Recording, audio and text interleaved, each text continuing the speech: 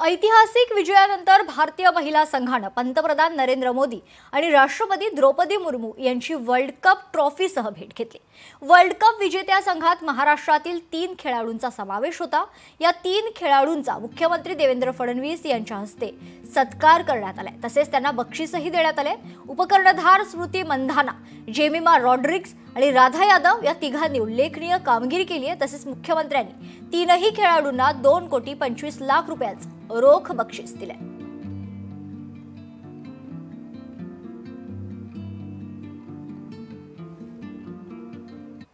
Final मध्ये अतिशय उत्तम अशा प्रकारचा परफॉर्मन्स आपण सगळ्यांनी दिला। खरं म्हणजे तुम्हाला मी सांगतो की ज्यावेळी साऊथ आफ्रिकन ओपनर 100च्या जवळपास पोहोचत होती त्यावेळेस अर्धा तास मी निराश होऊन बंद केला होता टीव्ही। आता बहुतेक हे काही जमत नाही आहे, पण नंतर लावल्यानंतर चित्र बदललेलं होतं। ही टुर्नामेंट जिंकलो आणि सुरुवातीच्या काही लॉसेस नंतर ज्या प्रकारे रिकव्हरी या इंडियन टीमनी केली आणि तुम्ही सगळ्यांनी एकापेक्षा एक चांगला परफॉर्मन्स